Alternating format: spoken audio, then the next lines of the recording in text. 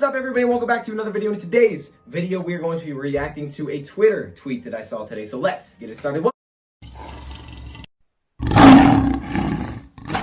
Welcome in, everybody, to another video. In today's video, we're reacting to this tweet that I saw. Now, I gotta do this pretty quickly because I gotta go. I don't got time to answer all these dang questions, but if you guys want to see a part 2, trust me, I will go into this in so much detail. I love this. I love just debunking everything people say, because a lot of times people just say stuff and they don't ever have anything to back up anything. Like, they just say stuff. You're just saying stuff, like most people do in tweet sections or comments. You know, on Twitter in general, a lot of people just say a lot of crazy stuff. But there was a post on Twitter about Matthew Stafford saying he's one of the most underrated, or it was underappreciated quarterbacks or NFL players in NFL history. That was the guy's opinion. But he put up a picture of Matthew Stafford stats, I believe, since he came into the league, and he's first in tons of categories, second in another.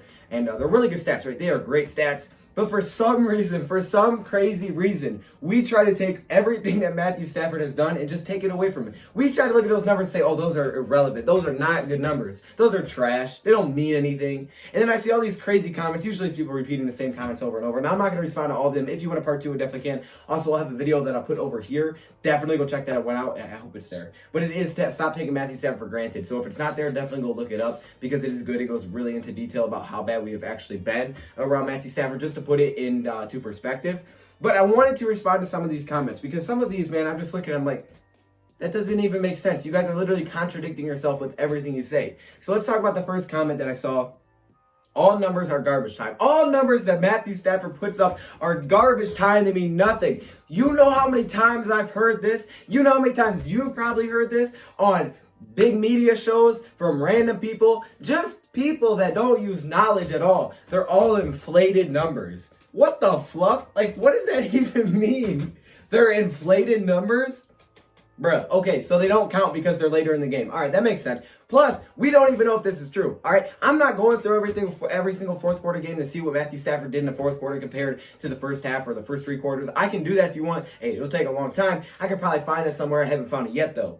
But we don't even know, first off, if this is even true. Matthew Stafford could be putting up complete trash numbers in the fourth quarter, right? He could be. I mean, he could be. But what makes this even more funny is this, that even if Matthew Stafford is putting up big numbers at the end of games, all numbers are garbage time, so they're inflated. But yet, we love to praise him for all of his comebacks, and him being the comeback kid, and him being the comeback king. How in the world can there be both? How can we look at him and say, oh man, he makes so many great comebacks. You know, he had 28 comebacks since he came into the league. It may be more now. This was 10 months ago, this article was put out, which at that time, he was first in the NFL. I still believe that he is since he came into the league. I think he actually hopped into the top 10 now of NFL history, which is obviously incredible, of comebacks. So hold up, you got at least 28 comebacks. That's great, but the stats are inflated. How are stats inflated if you got 28 comebacks? So wait a minute, hold up. We're going to bring up his wins, which I'll get to in a second, because everybody loves to bring up the wins. I mean, that is like the most popular thing. I might do its own video for that. People love bringing up Matthew Stafford and how he hasn't won a lot of games. But people always bring up his wins. But then they're also going to say his numbers are garbage. His numbers are garbage time numbers. How in the world can it be both? He's trying to make a comeback, so he's putting up numbers. That doesn't make any sense to me. I'm missing something. I don't understand how there can be both. You can't contradict yourself like that. It makes no sense. All right, to say Matthew Stafford's numbers are garbage time, first off, give me a fact to back that up. Show me that's true. Show me that's true that all of his numbers are coming in the fourth quarter. And secondly, that doesn't make any sense. That's probably the dumbest argument I've ever heard. All right, that's probably the dumbest thing I've ever heard. When do we not praise a quarterback for trying to come back, or any player in any sport for making a comeback to win a game? Especially when you've done it time and time again, 28 times since last year. 28 comebacks, man. How do we take that away from him? We don't do this from any other player. You watch whatever you're watching, all right? The Patriots, they're down 28-3. We bring that comeback all the time. We bring up that comeback all the time for the Patriots. Does anybody go say, well, hey, Brady, you know, you came back, that's cool and all, but sorry, man, those numbers were garbage. What? He'd be like, what are you talking about? Like, clearly you have no idea what you're talking about. Okay, if Matthew Stafford never had a comeback in his life, all right, you know what? Maybe it's not leading to anything. But this is probably the dumbest comment ever. I mean, there's literally no knowledge into this comment. This is just the first thing that pops in your head that's like, okay, how can I disrespect this man? Oh, because they're garbage time, because the lines are trash. Okay, wow, good one. You really thought about that. You thought hard about that one. You came with a lot of evidence, too. You just said whatever popped into your head. Good stuff. This was hilarious. Okay, I don't know how this is something to get. So someone was like making like a whole paragraph on why Stafford is bad. And one of his lines in there was that they never had a running game. Is this really what we've come to, people? How are we're taking that Matthew Stafford doesn't have a run game as a disrespect to Stafford? How does that even make sense? How? Oh, hey, the Lions don't have a run game, Stafford, because they're trash. What? What kind of garbage? Okay, I'm sorry. I'm going to show you the picture if I got it. I'm like, that doesn't... Did he really just say that? Are we going to let my mans get away with that? How are we going to let him get away with that? What are we looking at, people? Are we really losing our mind? We got to get outside. We got to get outside, man, because that doesn't make any sense. Matthew Stafford, I'm sorry, man. The Lions have never had a running game, so you're trash. What? Yo, I can't. Okay. Let's keep it real, man. That one just had me bad. I was like, this dude really didn't just say that. Next comment. It's not hard to make a team and make an 0-16 team better. Yeah. Oh my Lord. Well, we've only seen two teams do it, the Lions and the Browns. The Browns, they obviously have shown us that it is pretty hard. And if you look at the Detroit Lions, his first healthy season, he takes us to the playoffs. Okay, well that's already debunked. I mean, it's a terrible comment. So we'll just, hey man. Hey, and if you guys want to know, okay, well, why does he have no playoff wins? I will do a full video on that, but that's Stop Taking Matthew Stafford for Granted video. That is that video. I believe I talked about that in there. But I will do a full video on that. Trust me. I have reasons that Matthew Stafford doesn't have a playoff win, all right? Because people like to use quarterback wins as a stat. That's the dumbest thing ever. Quarterback wins are not a stat. And here's the funniest thing. Once you say that quarterback wins are a stat, someone will bring up basketball.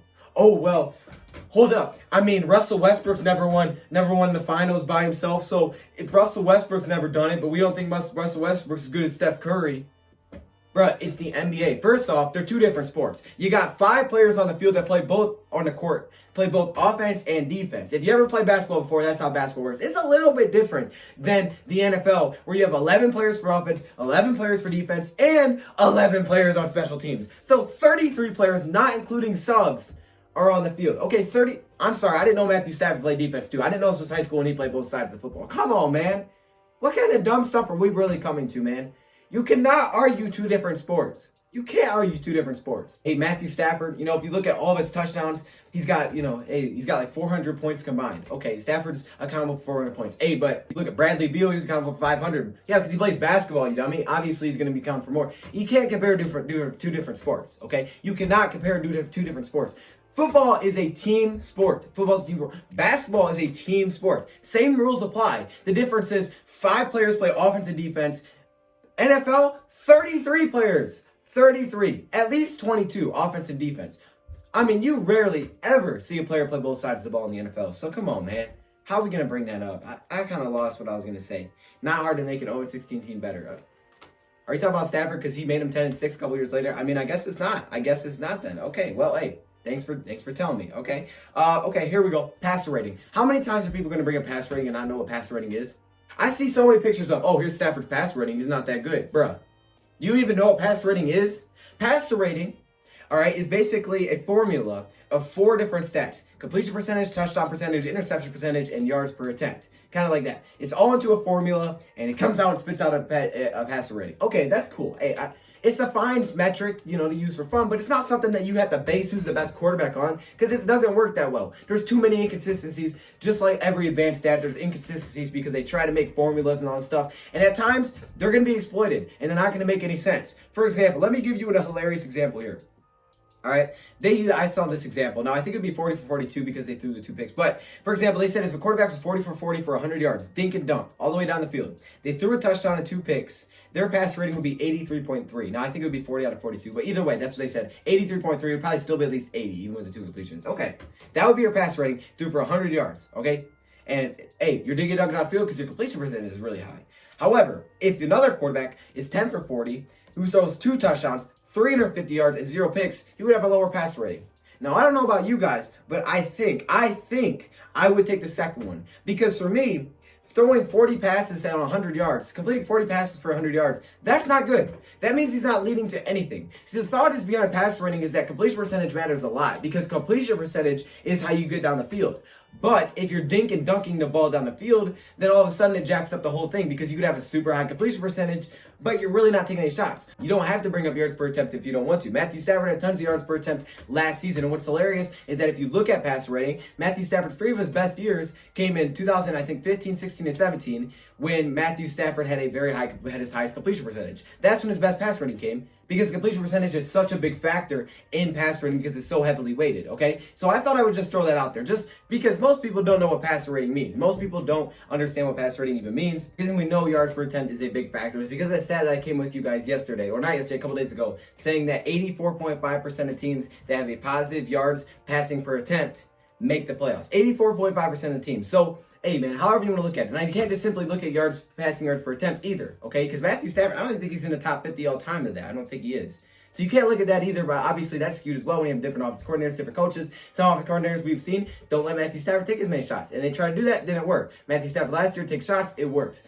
There's too many inconsistencies, right? There's a lot of inconsistencies. So you can use it, but that can't be your sole argument. So I'm going to about end it here because I got to go. But man, hey, I'll do a part 2 to this for sure if you guys want to see it. So, I mean, there's actually a lot of comments of people backing him up, but the most comments I see that are disrespecting him are Lions fans because they're just upset that we haven't been successful, but it's so dumb. I'm like, how can you do this to your own guy? And it's just us that do it to our own guy. It's not other fans. Most other fans think this guy's good. We look at it, they look at him like, man, I take him any day. I take him any day because he's a good quarterback, because they know he's a good quarterback. They know he's a good quarterback, right? It's us Lions fans. Some of us Lions fans that look at him and say, oh, he's not a good quarterback. Why? Why are you saying that? Why are you saying that, man? Come on, man. I'll get into how bad of a team we've been. I don't want to really touch into that today. I mean, that's going to be its whole entire video. We know Matt Stafford's never had a rushing game. All right, they've never been top half in the league in rushing yards. We know Matthew Stafford has only had really one good defense. I think top 10 once. That was 2014. They were at 11-5 that year. But hey, I could break it down. Why Lions never won a playoff game, all of that. I got to go, though. A graduation party. But if you guys want to see part 2, let me know, man. This stuff is just crazy. Thank you, bro, for watching, and I'm out.